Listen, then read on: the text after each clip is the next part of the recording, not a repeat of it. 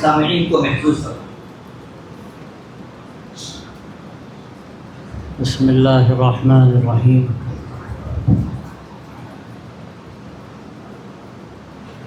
الحمد للہ رب العالمین، والصلاة والسلام على سید المرسلین وخاتم النبیین سیدنا ونبینا ومولانا محمد وعلى آلہ وصحبہ اجمعین وعلى من تبعهم بإحسان ودعا بدعوتهم إلى يوم الدين، أما بعد، فأعوذ بالله من الشيطان الرجيم وعلمك ما لم تكن تعلم وكان فضل الله عليك عظيما، صدق الله العظيم۔ حضرات علماء کرام اور میرے دینی اور ایمانی بھائیوں، بزرگوں اور دوستوں، یہ ایک مبارک مجلس ہے جس میں تذکرہ ہے علم کا، دین کا، اللہ کے آخری نبی حضرت محمد رسول اللہ صلی اللہ علیہ وسلم کی تعلیمات اور ارشادات کا۔ اور یہ مدرسہ حقیقت میں اسی لیے قائم کیا گیا ہے کہ اس کے ذریعے سے وہ نور نبوت جو اللہ تبارک و تعالی ان علماء کے سینوں میں رکھتا ہے جو نیابت رسول صلی اللہ علیہ وسلم کے منصب پر فائز ہوتے ہیں، جن کو اللہ تبارک و تعالی اپنی خشیت عطا فرماتا ہے، اللہ تعالیٰ اس نور نبوت کو عام فرمائے ان حضرات علماء کے ذریعے سے، اور اس کی روشنی اللہ تعالیٰ ہم ظلمت قدوں تک پہنچائے جہاں اس کی بڑی ضرورت ہے۔ یہ مدارس حقیقت میں دین کے قلعے ہیں، اور اللہ کے نبی صلی اللہ علیہ وسلم کو اللہ تبارک و تعالیٰ نے جو امانت عطا فرمائی اور جو علم عطا فرمایا، حقیقت میں یہ مدارس اسی امانت کو لے کر اپنا سفر کرتے ہیں، اور یہاں اس کی کوشش کی جاتی ہے کہ ہمارے یہ بچے اور بچیاں اس نور نبوت سے فیض حاصل کریں اور وہ علم نبوت حاصل کریں۔ سب سے بڑا علم حقیقت میں اگر دیکھا جائے وحی الہی ہے، اور اللہ کے نبی صلی اللہ علیہ وسلم کے مبارک ارشادات ہیں، اور حقیقت میں یہ ارشادات بھی وحی الہی کا درجہ رکھتے ہیں۔ ایک وحی مطلوع ہے، ایک وحی غیر مطلوع ہے۔ ہم قرآن مجید پڑھتے ہیں، اس کو وحی مطلوع کہا جاتا ہے۔ اس کا ایک ایک حرف کا پڑھنا اور اس کی تلاوت کرنا باعث اجر و ثواب ہے۔ حدیث میں آتا ہے کہ ایک ایک حرف پر اللہ کی طرف سے 10 نیکیاں ملتی ہیں۔ لیکن احادیث کی آدمی اگر تلاوت کرتا ہے، احادیث پڑھتا ہے، تو ظاہر ہے کہ اس کا وہ اجر نہیں ہے جو اجر قرآن مجید کی تلاوت کا ہے۔ لیکن یقیناً احادیث سے اشتغال کرنا اللہ تبارک و تعالیٰ کے قرب کا ایک بہت بڑا ذریعہ ہے، اور یہ دین جو اللہ تبارک و تعالیٰ نے ہمیں عطا فرمایا ہے، یہ دین حقیقت میں انہی دونوں ستونوں پر قائم ہے۔ قرآن مجید ہے اور اللہ کے نبی صلی اللہ علیہ وسلم کے مبارک ارشادات ہیں۔ قرآن اور احادیث مبارکہ کو سامنے رکھ کر ہمارے سامنے جو شریعت کا پورا ایک نظام ہے، ہمارے علماء نے، ائمہ کرام نے، اور سب سے بڑھ کر حضرات صحابہ رضی اللہ تعالی عنہم اجمعین نے ایک مغز پیش کیا ہے۔ اس کو سمجھ کر انہوں نے ہمارے سامنے راستے کھولے ہیں۔ میں اکثر عرض کرتا ہوں کہ یہ دلائل ایک طرف ہیں، لیکن جب تک دلائل کا صحیح فہم ہم کو حاصل نہ ہو، ہم اس وقت تک صحیح راستے پر باقی نہیں رہ سکتے۔ اگر کوئی 1300 سال کے بعد اور 1400 سال کے بعد دعویٰ کرے کہ اس کو کوئی نئی بات سمجھ میں آ گئی جو صحابہ نے نہیں سمجھی، جو سلف نے نہیں سمجھی، تو اس بات کا ڈر ہے کہ وہ بات شیطان نے اس کے دل میں ڈالی، وہ بات حقیقت میں صحیح نسبت نہیں رکھتی، نہ اللہ سے اس کی نسبت ہے، نہ اللہ کے نبی صلی اللہ علیہ وسلم سے اس کی نسبت ہے۔ تو یہ علم جو اللہ کے نبی صلی اللہ علیہ وسلم سے ہمیں حاصل ہوا ہے، اگر غور کیا جائے تو اس علم کے جو سوتے جاری ہوئے وہ ایسے ہیں کہ دنیا جو پہلے جہالت میں ڈوبی ہوئی تھی، جو زمانہ جاہلیت کا کہلاتا ہے، اگر آپ صلی اللہ علیہ وسلم کی بعثت نہ ہوتی تو نہ جانے دنیا کہاں ہوتی اور کن تاریکیوں میں بھٹک رہی ہوتی۔ اللہ کا تو فیصلہ ہو رہا تھا، اللہ نے نگاہ ڈالی، عربوں کو دیکھا، عجمیوں کو دیکھا، اللہ چاہتا دنیا کو تمام کر دیتا، قیامت آ جاتی، سب مٹ کر رہ جاتا، لیکن اللہ کا فیصلہ تھا کہ دنیا رہنی تھی۔ اللہ نے اپنے آخری نبی حضرت محمد رسول اللہ صلی اللہ علیہ وسلم کو مبعوث فرمایا، اور یہ فیصلہ الہی پہلا ایسا نہیں تھا کہ اسی وقت فیصلہ ہوا، یہ تو حضرت آدم علیہ السلام جب پیدا ہوئے اور اس سے پہلے سے اللہ کا ازلی فیصلہ تھا۔ لوح محفوظ میں اللہ نے لکھا تھا ایک آخری نبی پیدا ہوگا جو ساری دنیا کی رہنمائی کرے گا، اور قیامت تک کے لیے اللہ تبارک و تعالیٰ اس کو نبی بنائیں گے جو ساری دنیا کو صحیح راستے پر لائے گا اور دنیا کو تاریکیوں سے نکال کر روشنی عطا فرمائے گا۔ حقیقت میں یہ مدارس اسی روشنی کو عام کرنے کے لیے، میں آپ سے صاف کہتا ہوں کہ یہ وہ رسمی اسکول نہیں ہیں یا کالجوں کی طرح نہیں ہیں کہ جہاں کچھ پڑھا دیا جائے اور وہاں جو کچھ پڑھایا جاتا ہے وہ فن ہو یا علم کہلایا جائے۔ حقیقت میں وہ اس لیے ہوتا ہے کہ تاکہ دنیا بن جائے، آدمی دنیا میں ایک اچھی زندگی گزار لے، اس کے معاش کا انتظام ہو جائے۔ لیکن یہ جو آخرت کا علم ہے جو اللہ کے آخری نبی حضرت محمد رسول اللہ صلی اللہ علیہ وسلم سے ہم کو ملا، یہ کامیابی کا علم ہے جو آخرت کی کامیابی کی ضمانت دیتا ہے۔ اگر یہ علم ہمارے سامنے نہ ہو تو ہم آخرت کی کامیابی حاصل نہیں کر سکتے۔ ہمیں جو راستہ ملا ہے کامیابی کا اور جو ہمیں جنت کی طرف لے جاتا ہے، جنت کا راستہ بتاتا ہے، اس کی باریکیاں دکھاتا ہے اور اس کی ناہمواریاں بھی ہم کو بتاتا ہے، کیا صحیح ہے اور کیا غلط ہے، کون سا راستہ ہمیں صحیح رخ کی طرف لے جائے گا اور کون سا راستہ ہمیں غلط سمت کی طرف لے جائے گا۔ ہمیں یہ ساری باتیں حضور پاک علیہ السلام سے معلوم ہوئی ہیں، اور آپ صلی اللہ علیہ وسلم سے حضرات صحابہ نے سیکھی، ان سے تابعین نے سیکھی، ان سے سلف نے سیکھی، اور انہی بزرگوں سے اللہ تبارک و تعالیٰ نے ہمیں یہ دین دیا، یہ نظام شریعت کا عطا فرمایا، اس پر مضبوطی کے ساتھ جمنا۔ حقیقت میں یہ علم سے صحیح وابستگی ہے۔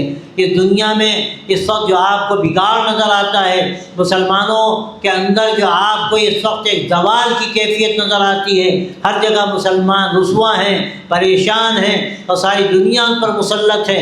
میں آپ سے صاف کہتا ہوں، لوگ کہتے ہیں کہ علم سے دوری کا اس کا نتیجہ ہے، معاشی کمزوری اس کے نتیجے میں ایسا ہو رہا ہے۔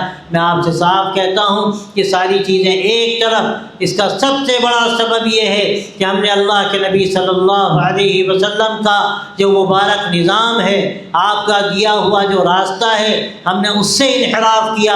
آج ہماری زندگی میں اللہ کے نبی صلی اللہ علیہ وسلم کی جو جھلک نظر آنی چاہیے، آپ کی سنتوں کا جو عکس نظر آنا چاہیے، اور جو علم ہم حاصل کرتے ہیں اس علم کے اندر اللہ نے جو ایک نور رکھا ہے، ایک روشنی رکھی ہے، وہ روشنی جو ہمارے زندگی میں چمکنی چاہیے، ہماری پیشانیوں سے چمکنی چاہیے، ہمارے اخلاق سے نظر آنی چاہیے، ہمارے معاملات سے لوگوں کے سامنے وہ ایسی واضح طریقے پر آنی چاہیے کہ لوگ سمجھ سکیں کہ اسلام کیا ہے۔ لیکن افسوس کی بات یہ ہے، آپ مسلمان علاقوں میں جائیے، آپ کو کہیں صحیح اسلام کی مکمل تصویر آسانی سے نظر نہیں آئے گی۔ اجتماعی جو نظام زندگی ہمیں ملا ہے، آج مسلمان علاقوں میں آپ کو نظام زندگی نظر نہیں آئے گا۔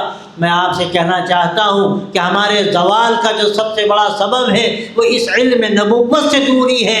حقیقت میں جس کو دنیا سمجھتی ہے، جس کو دنیا علم کہتی ہے، میں اس کی ناقضی نہیں کرتا، وہ سائنس کا علم ہو، وہ ٹیکنالوجی کا علم ہو، وہ میڈیکل کا علم ہو، یا دنیا کے وہ سارے علوم ہیں جو وقت کی ضرورت ہے، میں ان کو وقتی علوم کہتا ہوں۔ ان کی میں یہ نہیں کہتا ان کی ضرورت نہیں ہے، ان کی ضرورت اپنی جگہ پر ہے، لیکن یاد رکھیے ان علوم میں آپ آسمانوں پر چلے جائیے، آخری درجے کی بلندیوں تک چلے جائیے، لیکن اگر خدا نخواستہ آپ کا تعلق علم نبوت سے نہیں ہے، آپ کے اندر وہ اخلاقی زندگی نہیں جو اللہ کے نبی صلی اللہ علیہ وسلم نے عطا فرمائی تھی، تو آپ کبھی کامیاب نہیں ہو سکتے۔ ہمارے سامنے دنیا کے نمونے ہیں، حضور پاک علیہ السلام سے پہلے کیسے دنیا میں ایسے ایسے زمانے گزرے کہ علم کے میدان میں آدمی کہاں سے کہاں پہنچا۔ یہ اہرام مصر آپ دیکھ لیجئے، اتنے بڑے بڑے پتھر کس طرح اونچی جگہ پر چڑھائے گئے، لے جائے گئے۔ دنیا نے نہ جانے کہاں تک ترقی کی اور پھر زوال پذیر ہوئی۔ اور کیوں زوال پذیر ہوئی؟ جب اس نے اپنا تعلق آسمان سے کمزور کیا، وحی الہی سے کمزور کیا، وہ دنیا زوال کے آخری حد تک پہنچ گئی۔ اللہ کے نبی صلی اللہ علیہ وسلم جس وقت تشریف لائے تو دنیا گویا کہ سسک رہی تھی۔ علوم تھے اپنی جگہ پر، لیکن وہ علوم بھی تباہی کے راستے پر تھے۔ انسان کیا تھا؟ جانور تھا۔ ایسے واقعات تاریخ میں موجود ہیں کہ آدمی کھانا کھا رہا ہے اور ایک غلام کو ایک ستون میں باندھ دیا گیا، اس کے کپڑوں میں آگ لگا دی گئی، اس کی روشنی میں انسان بیٹھ کر کھانا کھائے۔ اس وقت کے بڑے بڑے وزراء اور بڑے بڑے جو اونچے طبقے کے تعلق رکھنے والے لوگ سمجھے جاتے تھے، وہ بیٹھ کے کھانا کھائیں، اور جب وہ دم توڑنے لگتا تھا تو پیک ٹائم ہوتا تھا، اس کو دیکھنے کے لیے ٹوٹے پڑتے تھے۔ یہ درندگی تھی انسانوں کی، جو آدمی گویا کہ دلدل میں دھستا چلا جا رہا تھا۔ لیکن اللہ کے نبی صلی اللہ علیہ وسلم اس دنیا میں تشریف لائے، کما ارسلناک الا رحمۃ للعالمین، ہم نے آپ کو جہانوں کے لیے رحمت بنا کر بھیجا۔ آپ کی رحمت کا دائرہ دیکھیے، جانوروں کو فائدہ پہنچا، نباتات کو فائدہ پہنچا، دنیا کے گوشے گوشے کو فائدہ پہنچا، اور آپ کی اس رحمت کا صدقہ تھا آج جو آپ کو دنیا میں بہار نظر آ رہی ہے، جو ترقیات نظر آ رہی ہیں، یا آپ کو جو بجلی کی روشنی نظر آ رہی ہے۔ سچی بات یہ ہے، اگر غور کیا جائے اور ان کی بنیادوں کو تلاش کیا جائے تو یہ بنیادیں وہ ہیں جو مسلمانوں نے فراہم کی تھی، اور یہ ان کو ترقیات کہاں سے حاصل ہوئیں، یہ ان کے اندر ذوق کہاں سے پیدا ہوا؟ یہ وعلمک ما لم تکن تعلم کا نتیجہ تھا، یہ اقرا بسم ربک کا نتیجہ تھا۔ یہ پہلی وحی جو اللہ تبارک و تعالیٰ نے اتاری، اس میں فرمایا پڑھیے، اپنے پروردگار کے نام کے ساتھ پڑھیے۔ اللہ کا نام جب وابستہ ہوگا علم کے ساتھ تو وہاں سے نور نبوت آئے گا، وہاں سے اللہ تبارک و تعالیٰ کی ان تجلیات کا مظہر نظر آئے گا، اس کے نتیجے میں انسان بنے گا۔ میں آپ سے صاف کہتا ہوں، اگر ہم ترقی چاہتے ہیں، اگر ہم دنیا میں ایک ایسی زندگی چاہتے ہیں جس کی دنیا پیاسی ہے، میں آپ سے کیا کہوں، آپ یورپ جائیے، امریکہ جائیے، آپ ان لوگوں کو دیکھیے جن کے پاس سب کچھ ہے، جنہوں نے ستاروں پر کمندیں ڈالی، جو سمندروں کی گہرائیوں تک چلے گئے، اور کیسے کیسے لال و گہر انہوں نے دریافت کیے، اور کیسی کیسی ترقیاں کی۔ لیکن آج واقعہ یہ ہے کہ اپنی زندگی سے عاجز ہیں، اس لیے ان کے پاس زندگی کا سرا نہیں، ان کے پاس سکون نہیں، وہ سکون کی تلاش میں در بدر ٹھوکریں کھاتے ہیں۔ اگر کوئی سکون ان کو دے سکتا تھا تو یہ نور نبوت ہے جو اللہ نے آپ کے دلوں میں رکھا، جو اللہ نے کتابوں کے اندر رکھا۔ افسوس کی بات یہ ہے کہ وہ کتابیں بعض مرتبہ الماریوں میں بند کر دی جاتی ہیں، ہم نہ اس نور نبوت سے خود فائدہ اٹھاتے ہیں اور نہ دنیا کو فائدہ ہم پہنچانے کی اپنے اندر صلاحیت پیدا کرتے ہیں۔ میں یہ پیغام دینا چاہتا ہوں، جو حضرات یہاں پر آئے ہیں وہ سمجھیں کہ ہم نمائندہ رسول ہیں، ہم اللہ کے نبی صلی اللہ علیہ وسلم کے امتی ہیں۔ ہم پر کیا ذمہ داری ہے؟ یہ دنیا جو بھٹک رہی ہے، جو ہاتھ پاؤں مار رہی ہے، جس کو اپنی منزل کی خبر نہیں، آخرت کی وہ کامیابی جو ہماری بنیاد ہے، اور اس کے بغیر یہ دنیا کیا ہے اور کتنے دن کی ہے، کون کتنے دن جیتا ہے، یہ دنیا کی کامیابی حقیقت میں آخرت کی کامیابی پر منحصر ہے۔ اور واقعہ یہ ہے کہ اللہ کے نبی صلی اللہ علیہ وسلم نے جو ہمارے سامنے راستہ کھولا ہے، اگر اسی راستے پر اپنی زندگی کو ہم لے آئیں اور اس علم سے ہماری صحیح وابستگی ہو تو ہم لوگوں کو پیغام دے سکتے ہیں، ہم لوگوں کے سامنے انسانیت کے وہ راستے کھول سکتے ہیں اور درد و محبت کا ہم ان کو پیغام دے سکتے ہیں جس کی دنیا کو ضرورت ہے۔ یہ اس وقت کی سب سے بڑا ہمارا کام ہے۔ اگر ہم یہ طے کر لیں، ہمارے ان مدارس میں جو پیغام دیا جاتا ہے، جو علم نبوت یہاں پڑھایا جاتا ہے، جو تعلیم اس کی دی جاتی ہے، وہ بنیادی ہے۔ بہت سے لوگ نہیں سمجھتے اور یہ سمجھتے ہیں کہ دوسرے جو علوم ہیں ہم اس کے بغیر آگے نہیں بڑھ سکتے۔ میں کہتا ہوں کہ آپ ان دوسرے علوم میں مہارت پیدا کریں، لیکن اگر آپ علم نبوت سے تعلق نہیں رکھتے، آپ کے اندر وہ صحیح انسانیت نہیں، آپ کے اندر وہ صحیح اسلام کے تقاضوں پر اس کا نہ فہم ہے اور نہ اس پر عمل ہے، تو آپ کامیاب نہیں ہو سکتے۔ آپ دنیا کی تاریخ دیکھیے، جو شروع کی صدیاں گزری ہیں، تقریباً 700 سال تک مسلمان کیا تھے؟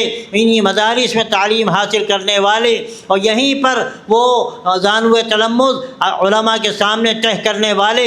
اللہ نے ان کو کہاں سے کہاں پہنچایا۔ انہی میں بڑے بڑے اطباء پیدا ہوئے، بڑے بڑے سائنس کے ماہرین پیدا ہوئے، اور بڑے بڑے جغرافیہ داں پیدا ہوئے، اور جو آخری درجے کی حساب کی باریکیاں ہیں وہ مسلمانوں نے فراہم کی۔ اگر وہ باریکیاں نہ ہوتی تو یورپ نے اس کا اعتراف کیا ہے کہ ہم کم از کم 300 سال پیچھے ہوتے۔ آپ غور کیجئے، 300 سال پہلے کی کیا زندگی تھی۔ آج اگر وہی سی صورتحال ہوتی جو یورپ جس کا اعتراف کرتا ہے کہ ہم 300 سال پیچھے ہوتے، تو شاید یہ لائٹ اس طرح نظر آتی، یہ ساری سہولتیں اے سی کی ہوں یا دوسری جو دنیا کی سہولتیں ہیں نہ وہ ہمیں نظر آتی۔ تو واقعہ یہ ہے کہ یہ سارا جو نظام نظر آتا ہے، یہ ساری سہولتیں جو ہمیں ملی، تو سب سے بڑھ کر ہمیں جو انسانیت ملی، جو محبت اور درد ملا، وہ کہاں سے ملا؟ وہ اللہ کے نبی صلی اللہ علیہ وسلم کا صدقہ ہے، اور یہی نور نبوت ہے، اور یہی وہ علم نبوت ہے جو ان مدارس میں ہمیں دیا جاتا ہے۔ ہمارے مدرسوں میں پڑھنے والے بچے جو آ کر یہاں تعلیم حاصل کرتے ہیں، وہ اپنے آپ کو آراستہ کرتے ہیں، وہ زندگی کے لیے شمع بنتے ہیں، اپنے سماج کے لیے روشنی کا انتظام کرتے ہیں۔ اللہ تبارک و تعالی اگر ان کو صحیح توفیق عطا فرمائے اور اس حقیقت کو سمجھیں یہ پڑھنے والے بچے کہ اللہ نے ہمیں شمع بنایا ہے، یہ شمع پگھلتی ہے اور روشنی دیتی ہے، یہ اپنا انتظام نہیں کرتی، اپنے بارے میں نہیں سوچتی، یہ دوسروں کے لیے روشنی کا انتظام کرتی ہے۔ ہمارے مدرسوں میں پڑھنے والے بچے حقیقت میں انہی قربانیوں کے ساتھ جب آگے بڑھتے ہیں تو انہی میں شاہ ولی اللہ پیدا ہوتے ہیں، انہی میں سید احمد شہید پیدا ہوتے ہیں، انہی میں مولانا قاسم نانوتوی اور مولانا رشید احمد گنگوہی پیدا ہوتے ہیں، حکیم علومت تھانوی پیدا ہوتے ہیں، علامہ سید سلمان ندوی اور مولانا علی میاں پیدا ہوتے ہیں،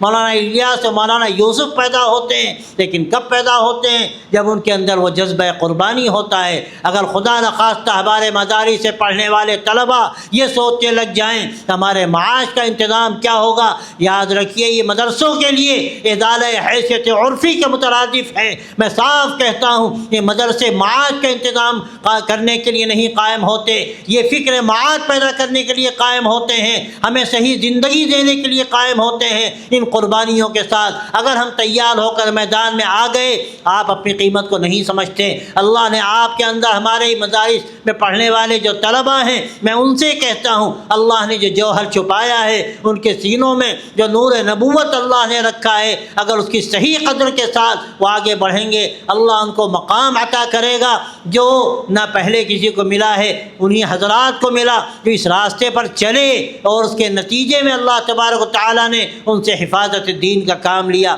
آپ جانتے ہیں 1947 میں جب ملک تقسیم ہوا، حال کیا تھا ملک کا؟ نہیں لگتا تھا کہ مسلمان یہاں رہ جائیں گے، وہ ختم کر دیے جائیں گے، مٹا دیے جائیں گے۔ لیکن کیا ہوا؟ اللہ تبارک و تعالیٰ نے ہماری ان علماء کو کھڑا کیا، انہوں نے مکاتب کے ذریعے سے، مدارس کے ذریعے سے، تبلیغ کے ذریعے سے، دعوت کے ذریعے سے ایسا انتظام کیا کہ الحمدللہ یہ مدرسے ہیں، یہ مسجدیں ہیں، یہ داڑھیاں اور ٹوپیاں ہیں۔ اگر خدا نخواستہ ان کی محنت نہ ہوتی اور وہ قربانیاں اور وہ جفا کشی نہ ہوتی اور ان کے وفاقے نہ ہوتے تو آج شاید ہم مسلمان نہ ہوتے۔ میرے دوستوں اور بھائیوں، دوبارہ ضرورت ہے اسی بات کی کہ ہم علم دین کی حقیقت کو سمجھیں، اس کی قیمت کو سمجھیں۔ ہم نے اس کو معمولی سمجھا ہے، ہم سمجھتے ہیں مدرسے میں بچے پڑھتے ہیں کیا کریں گے؟ ارے کیا کریں گے؟ کہ تمہارا دین بچائیں گے، کہ تمہاری حفاظت کریں گے۔ یہ اسلام کے قلعے ہیں، انہی قلعوں سے دین کی حفاظت ہوگی اور قیامت تک ہوگی انشاءاللہ انہی مدارس سے۔ لیکن ان مدارس کا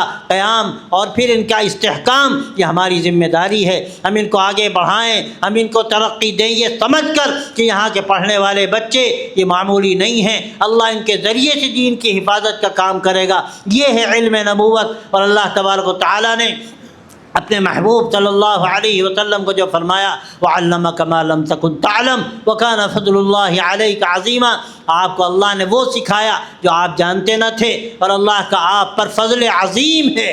آپ کو اللہ نے کیا سکھایا؟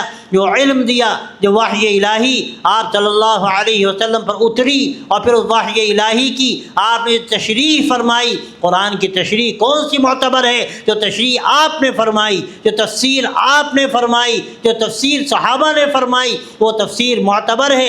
آپ صلی اللہ علیہ وسلم نے قرآن کا جو علم ہمیں عطا فرمایا، قرآن آپ پر اتارا گیا، اس کے الفاظ آپ صلی اللہ علیہ وسلم نے ایک ایک نقطے کی حفاظت کے ساتھ امت تک منتقل فرمائے، اور پھر اس کی وضاحت فرمائی۔ جیسے ذکر اللہ نے قرآن مجید میں فرمایا ثم ان علینا بیانا، ہمارے ذمے قرآن مجید کی حفاظت بھی ہے اور ہمارے ذمے اس کا بیان بھی ہے۔ یہ بیان کس نے کیا؟ اللہ کے نبی صلی اللہ علیہ وسلم نے کیا۔ یہ وہ علم ہے جس کے بارے میں اللہ نے فرمایا کہ وَعَلَّمَكَ مَا لَمْ تَكُنْ تَعْلَمْ وَكَانَ فَضْلُ اللَّهِ عَلَيْكَ عَظِيمًا، آپ پر تو اللہ کا بڑا فضل ہے۔ اللہ نے آپ کو کیسے علوم سے سرفراز فرمایا، اللہ نے آپ کو جنت دکھائی، دوزخ دکھائی، آپ کو معراج پر لے جایا گیا، اللہ آپ سے ہم کلام ہوا، کیسی کیسی نعمتیں ملی، کیسے کیسے علوم ملے۔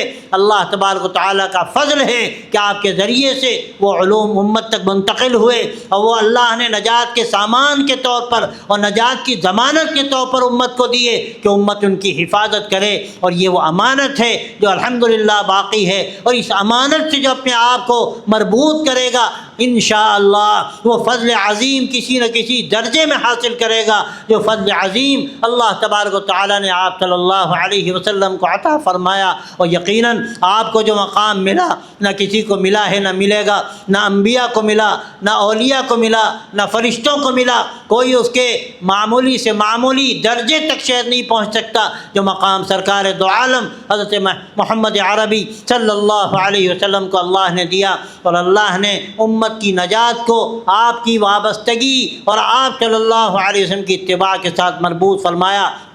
یہ آپ صلی اللہ علیہ وسلم سے اعلان کرایا گیا، آپ یہ فرما دیجئے کہ اگر تم اللہ سے محبت کرتے ہو، اگر تم اللہ سے محبت کرتے ہو تو میری پیروی کرو۔ کون کہہ رہا ہے؟ حضور سے کہلوایا جا رہا ہے، محمد صلی اللہ علیہ وسلم۔ آپ اعلان کر دیجئے کہ اگر تم اللہ سے محبت کرتے ہو میری پیروی کرو، اللہ تمہیں اپنا محبوب بنا لے گا۔ اس سے بڑھ کر کیا مقام ہو سکتا ہے کہ اللہ تبارک و تعالیٰ نے اپنی محبوبیت کی شرط یہ لگائی کہ نبی کے راستے پر آ جاؤ، نبی کے راستے پر چلو، یہ تمہارے لیے آخری درجے کی فضیلت ہے کہ اللہ تمہیں اپنا محبوب بنا لے گا۔ میرے دوستو، میرے بھائیو، یہی وہ علم ہے جس سے آج وابستگی کی ضرورت ہے۔ اور آج کے اس دور میں جب کہ ہمارے نوجوان خطرے میں ہے، ہماری بچیاں خطرے میں ہیں، آنے والی نسلیں خطرے میں ہیں، میں صاف کہتا ہوں ان مدارس کی قیمت کو پہچانیے، اور اسی طرح جگہ جگہ مکاتب قائم کیجیے۔ کوئی محلہ خالی نہ ہو، کوئی مسجد خالی نہ ہو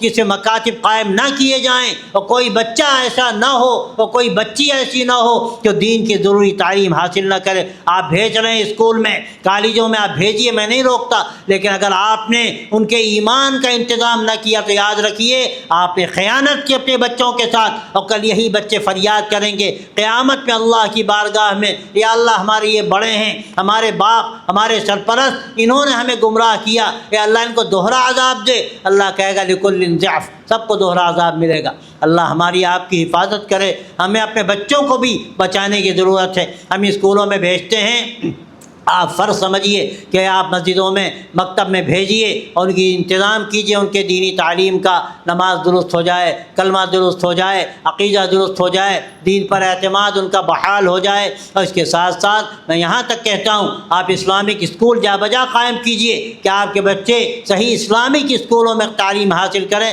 مسلمانوں کے اسکول نہیں۔ مسلمانوں کا حال اس قدر خراب ہے، اسکول قائم کرتے ہیں اور وہاں وندے ماترم پڑھواتے ہیں اور شرکیہ کلمات کہلواتے ہیں اور جا کے خدا جانے کیا کیا خرافات کرواتے ہیں۔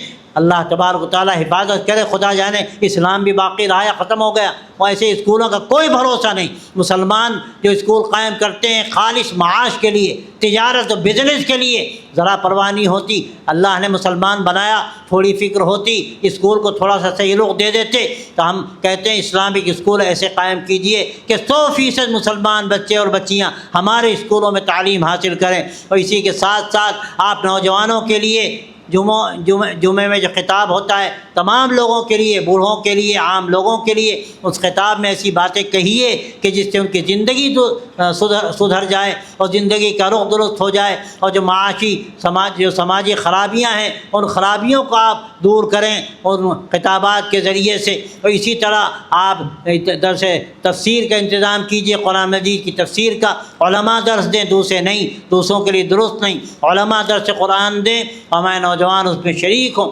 قرآن کا جو پیغام توحید کا ہے، اس سے عقیدہ درست ہوتا ہے، سماج کی اصلاح ہوتی ہے، اس کے ذریعے سے ہم ان تک پہنچنے کی کوشش کریں۔ اپنی بچوں کے لیے، بڑی بچیوں کے لیے اور خواتین کے لیے ہم ہفتے واری نظام قائم کریں کہ وہ 2-3 محلوں کو جوڑ کر ہم ان کا انتظام کر دیں، وہاں ان کو دین پر اعتماد ان کا بحال کرایا جائے، دین کی ضروری باتیں ان کو بتائی جائیں۔ یہ سب ضروری کام ہے۔ اگر انشاءاللہ ہم یہ کام کریں گے تو نور نبوت سے ہمارا تعلق قائم رہے گا، علم نبوت سے ہمارا تعلق قائم رہے گا، اور اللہ تبارک و تعالیٰ کا ہمارے ساتھ فضل ہوگا۔ اللہ نے اپنے نبی صلی اللہ علیہ وسلم پر جو فضل عظیم فرمایا ہے، یقیناً جو آپ کے سائے میں آئے گا، آپ کے دین کو اختیار کرے گا، آپ صلی اللہ علیہ وسلم کی سنتوں کو اختیار کرے گا، وہ سنت نماز کی، وہ سنت روزے کی، وہ سنت عبادتوں کی، وہ سنت معاملات کی، وہ سنت معاشرت کی، آپس کے تعلقات کی۔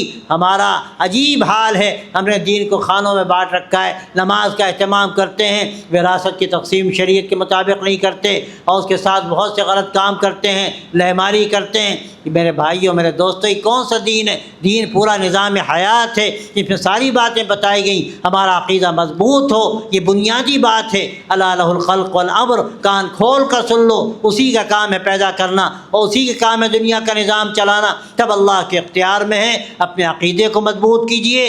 سارے اولیاء انبیاء سب اللہ کے بندے ہیں، اللہ کے محتاج ہیں، اللہ کی قدرت اور اس کا تصرف ہے جو دنیا جس سے چل رہی ہے۔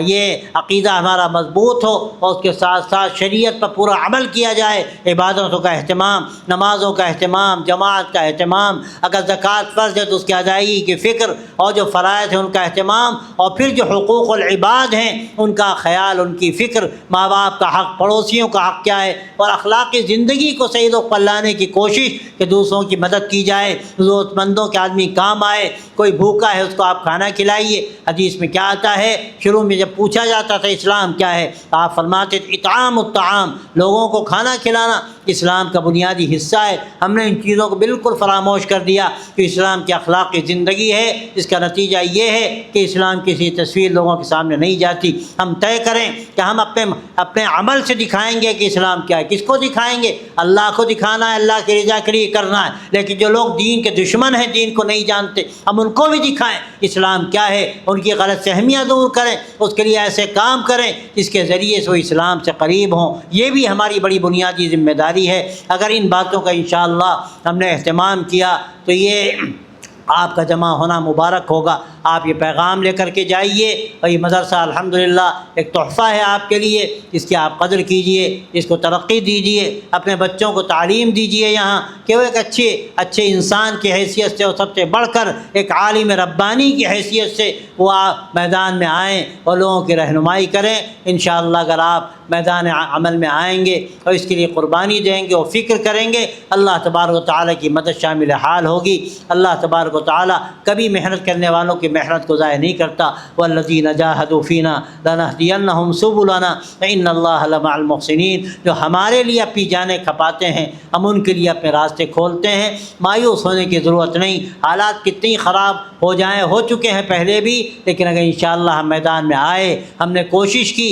ہم نے برادران وطن کے ذہنوں کو صاف کیا، خدمت کے ذریعے سے ذہن سازی کر کے، صحیح لٹریچر پہنچا کر، اور پھر اپنی اخلاقی زندگی کو بلند کر کے، میں بھی ماشاءاللہ گزرا، اچھے علاقے سے گزرا، مجھے اچھا لگا کہ مسلمانوں کے علاقے میں جاتا ہوں، میں اکثر کہتا بھی ہوں کہ وہاں جائیں گندگی جا بجا نظر آتی ہے، کوڑے کے ڈھیر نظر آتے ہیں، کیا جوڑ ہے اسلام کا اور مسلمانوں کا ان گندگیوں سے؟ ہمارے دل صاف ہوں، ہمارے دماغ صاف ہوں، ہمارے محلے بھی صاف، ہمارے لباس بھی صاف، دیکھنے والا آئے تو دیکھے ماشاءاللہ مسلمان یہاں رہتے ہیں، یہاں آئے تو آدمی کا جی چاہے کہ ہم بھی یہاں کوئی کوارٹر لے لیں، ہم یہاں کوئی مکان لے لیں۔ یہاں تو فضا میں خوشبو نظر آتی ہے، آپس سے محبتیں نظر آتی ہیں، کہیں لڑائی جھگڑے نہیں، کہیں گالی گلوچ نہیں، یہ اسلامی زندگی ہے۔ ہم اس کا بھی نمونہ پیش کریں، انشاءاللہ برادران وطن جو شکوہ کرتے ہیں انشاءاللہ وہ شکوہ دور ہوگا، اور ایک اچھی تصویر انشاءاللہ ہماری سامنے جائے گی ان کے، اور کیا بعید ہے کہ اللہ تعالیٰ اس کو ان کی ہدایت کا ذریعہ بنائے۔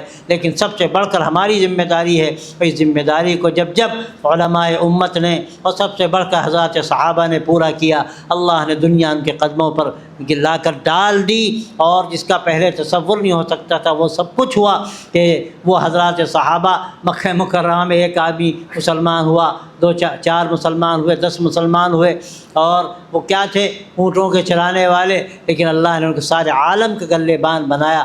جو کسی شاعر نے کہا کہ جن کو کافور پہ ہوتا تھا نمک کا دھوکہ، جن کو کافور پہ ہوتا تھا نمک کا دھوکہ، بن گئے خاک کو اکسیر بنانے والے۔ یہ ان کے اخلاق و ایمان کا نتیجہ تھا۔ آج روز اسی بات کی ہے، ہم اپنے ایمان کو مضبوط کریں، اللہ پر یقین ہو، اور پھر اپنے اخلاق کو ہم بلند کریں۔ اللہ اس کے ذریعے سے ہمارے اندر بہتر تبدیلی پیدا کرے گا، ایک اچھا سماج وجود میں آئے گا، اور انشاءاللہ یہ نور نبوت اور یہ علم نبوت ایک وراثت ہے، اللہ ہم کو انشاءاللہ اس کا صحیح امین بنائے گا، اور ہمارے ذریعے سے اللہ تبارک و تعالی ساری دنیا میں اللہ تعالیٰ اس پیغام کو عام کرے گا اور اس روشنی کو پھیلائے گا۔ اللہ تعالیٰ تمام لوگوں کو جزائے خیر دے۔ آپ دیر سے بیٹھے ہیں، ہم آپ کو مبارکباد دیتے ہیں۔ اس مدرسے میں پہلی مرتبہ میں حاضر ہوا، اور الحمدللہ ہماری ان عزیزوں نے یہ مدرسہ قائم کیا، اور میرے کہنے ہی پر الحمدللہ ان لوگوں نے محنت کی۔ مجھے امید ہے کہ انشاءاللہ اس سے پورے علاقے کو کیا انشاءاللہ دور دور فائدہ پہنچے گا، اور انشاءاللہ یہ ایک روشنی کا مینار ثابت ہوگا۔ اللہ تبارک و تعالیٰ اس کی حفاظت کرے، اس میں برکت عطا فرمائے اور ترقی عطا فرمائے۔ میں ان کے لیے بھی دعا کرتا ہوں جو حضرات اس کام میں لگے ہوئے ہیں، اور آپ حضرات کے لیے بھی دعا کرتا ہوں، آپ محبت سے آئے، اور دین کو محبت کی نگاہ سے دیکھنا، اور دین کے کاموں کو محبت کی نگاہ سے دیکھنا، ان کی قدر کرنا اللہ کی رضا کا بہت بڑا ذریعہ ہے۔ اللہ تعالیٰ اس کو قبول کرے، آپ کے آنے کو قبول کرے، اور اللہ تعالیٰ اس پورے علاقے کے لیے اس کو خیر کا ذریعہ بنائے۔ وآخر دعوانا ان الحمد للہ رب العالمین۔